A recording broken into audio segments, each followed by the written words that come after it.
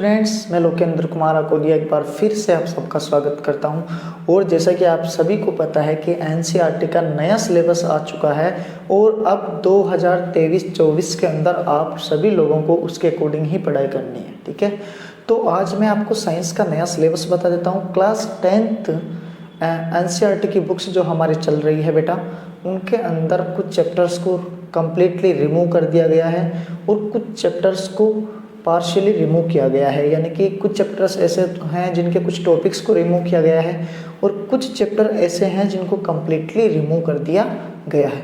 तो एक बार अपन उनको देख लेते हैं ऊपर से कि कौन से चैप्टर्स में कितने जो टॉपिक्स हैं वो डिलीट हुए हैं और कौन से टॉपिक्स आपके कम्प्लीटली यहाँ पे एग्जाम में आने वाले हैं। ठीक है, तो जो आपका 10th का बोर्ड एग्जाम है, इस बोर्ड एग्जाम में ये जो सिलेबस आपको एनसीईआरटी ने अवेलेबल करवाया है, इसके अकॉर्डिंग ही पेपर आएगा।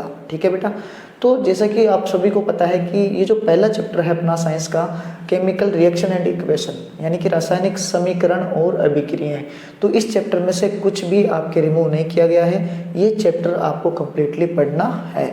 उसके बाद में सेकंड चैप्टर जो आता है आपका वो है एसिड बेस एंड सोल्ट। ठीक है, तो एसिड बेस एंड सोल्ट जो चैप्टर है बेटा, वो आपका कम्प्लीटली आपके सिलेबस में है। इसको आपको बिल्कुल कम्प्लीटली पूरा पढ़ना पड़ेगा। ठीक है, सिंपल चैप्टर है बिल्कुल, इसकी भी क्लासेज अपन जल्दी ही लेकर आने वाले। उसके बाद में chapter number 3 metal and non metal, यानी कि धातु और अधातु। ठीक है, तो धातु और अधातु वाला जो चैप्टर है बेटा, इसमें भी आपके कुछ भी डिलीट नहीं हुआ है। ये चैप्टर कम्प्लीटली आपको पढ़ना है। ठीक है, उसके बाद में अगर अपन बात करें chapter number 4 carbon and its compound, यानी कार्बन एवं उसके यौगिक, तो ये जो चैप्टर है चैप्टर नंबर 4, ये भी आपके कम्प्लीटली सिलेबस में है। इसमें से कोई टॉपिक्स जो हैं वो आपके डिलीट नहीं हुए हैं। ठीक है बेटा, तो आपको ये चैप्टर भी आपको कंप्लीट पढ़ना है। 5th चैप्टर आपके जो लास्ट ईयर जो सिलेबस में था, पीरियोडिक क्लासिफिकेशन ऑफ एलिमेंट्स, तत्वों का आवर्ती वर्गीकरण, यानी जो मेंडलीव की आवर्त सारणी है। ठीक है, तत्वों की जो आवर्त सारणी है वो थी, ये चैप्टर आपका कम्प्लीटली रिमूव कर दिया गया है। यानी चैप्टर नंबर 5 एनसीईआरटी के अंदर जो पुरानी बुक्स है बेटा, उसके अंदर जो 5 नंबर का चैप्टर है वो कम्प्लीटली आपका रिमूव कर दिया गया है। उसको आपको बिल्कुल पढ़ना नहीं है।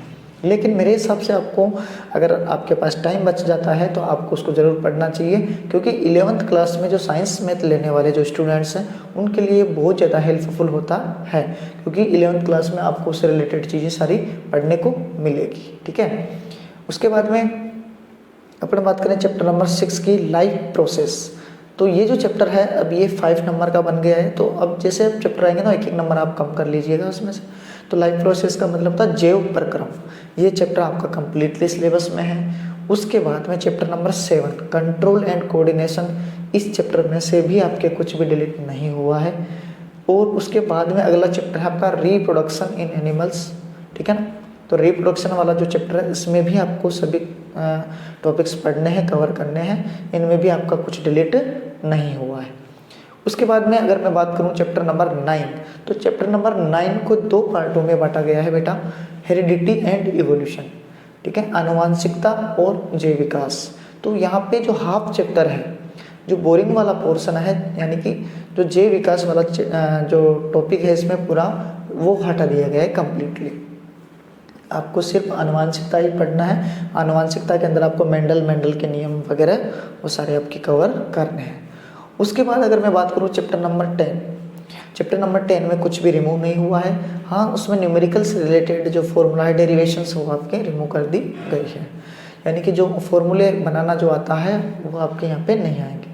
चैप्टर नंबर 11 से कुछ सन वाला पार्ट, ठीक है ना, वो सन जो सूर्यास्त के समय लाल कैसे क्यों दिखाई देता है, तो ये इसमें 2-4 टॉपिक जो है वो थोड़े से रिमूव कर दिए गए हैं। इनका डिटेल्ड वीडियो में जल्दी ही आपको अवेलेबल करवा दूंगा। ठीक है, उसके बाद में अपन बात करें चैप्टर नंबर 12 की इलेक्ट्रिसिटी वाला चैप्टर। इलेक्ट्रिसिटी वाले चैप्टर में कुछ भी डिलीट नहीं हुआ है, कम्प्लीटली चैप्टर आपके यहाँ पे एग्जाम में आने वाला है। उसके बाद में अगर मैं बात करूँ चैप्टर नंबर 13 में magnetic effect of electric current है, उसमें से हाफ लगभग आप मान सकते हो जनरेटर हो गया, मोटर हो गई, फ्लेमिंग्स जो रूल हो गए, तो इनमें से इन चीज़ों को थोड़ा सा यहाँ से रिमूव कर दिया गया है। बहुत जल्द मैं आपको यहाँ पे PDF अवेलेबल करवा दूंगा, जिसमें आपको कम्प्लीटली सिलेबस मिल जाएगा। Chapter number 14 as it is है, सोर्स ऑफ एनर्जी 50। ये जो चैप्टर्स मैंने बताए हैं ये कंप्लीट सिलेबस 10th का आपके इस साल जो एग्ज़ाम होने वाले हैं उसके लिए डिसाइड किया गया है। तो आप सभी को ये पूरा सिलेबस पता होना चाहिए, ठीक है। और बाकी मैं आपको जो भी अपडेट होगी नहीं वो मैं आपको बताता रहूँगा, ठीक है। ऐसे ही आप लोगों को ऐसे ही NCERT के रिलेटेड या अपने एग्ज़ाम से रिलेटेड चीज़ें जानने के लिए हमारे चैनल से ज़रूर जुड़िएगा। Thank you.